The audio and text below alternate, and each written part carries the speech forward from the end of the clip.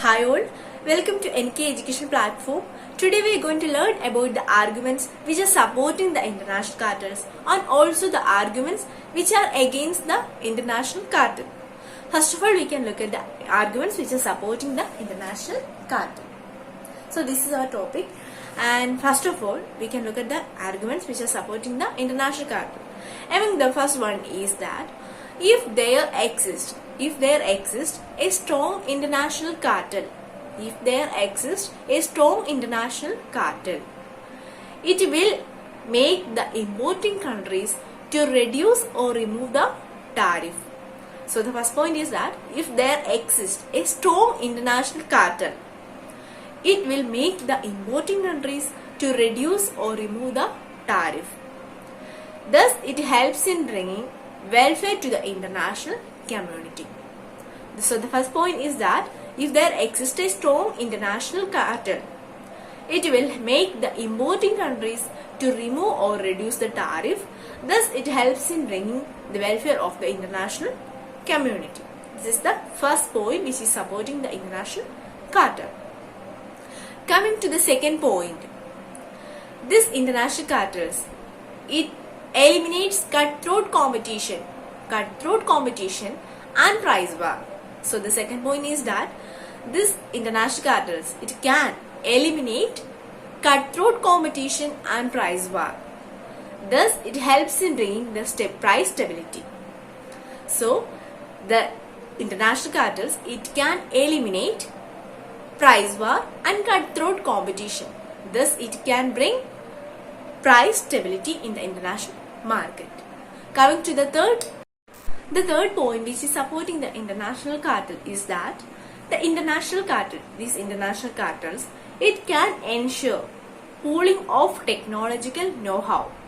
The third point is that the international cartels, it can ensure pooling of technological know-how.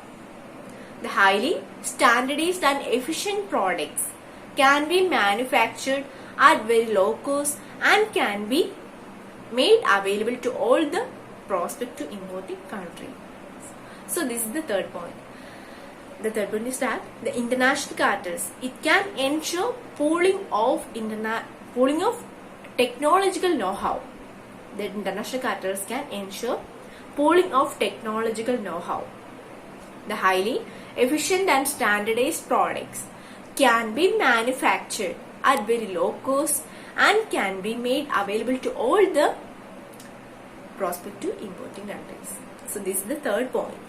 And coming to the last and for the fourth point, these international cartels, it can promote economic cooperation and also enter into some international agreements and all. So the last point is that these international cartels can promote international agreements and also international economic cooperations. So these were the arguments which are supporting the international cartels. And coming to the arguments which are against the international cartels. Now we can look at the arguments which are against the international cartels. The arguments which are against the international cartel.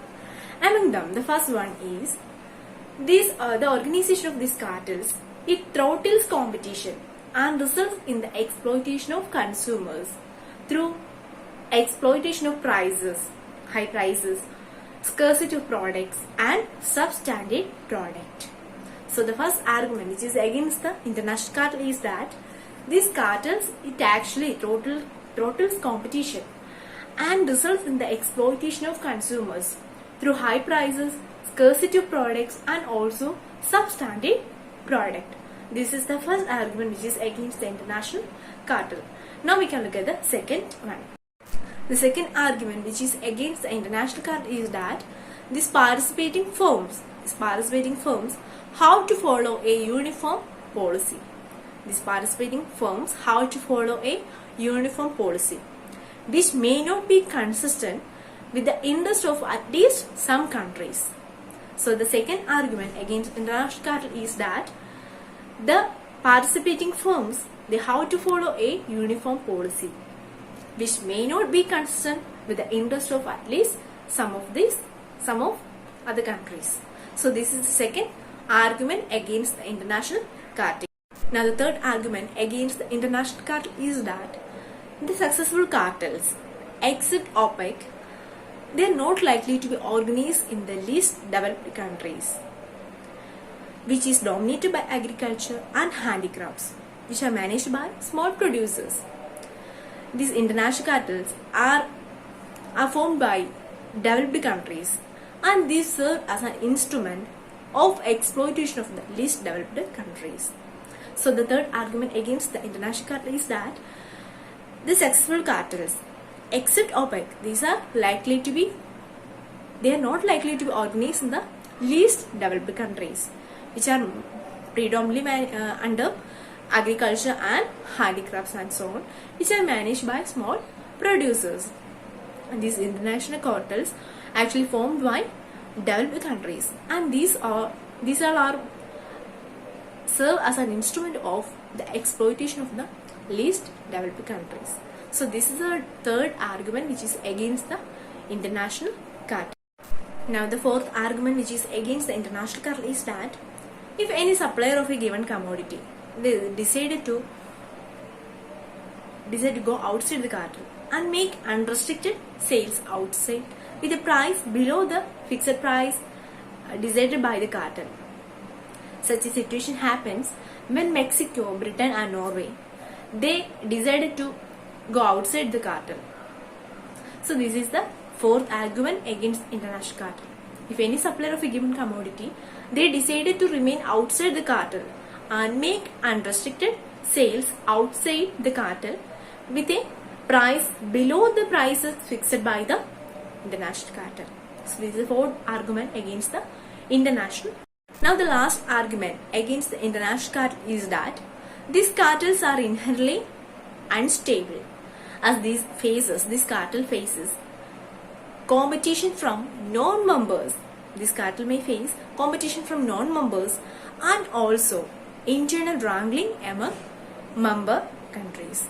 So the last argument against the international cartel is that these international cartels are inherently unstable, as they may face competition from non-members and also internal wrangling among the member countries.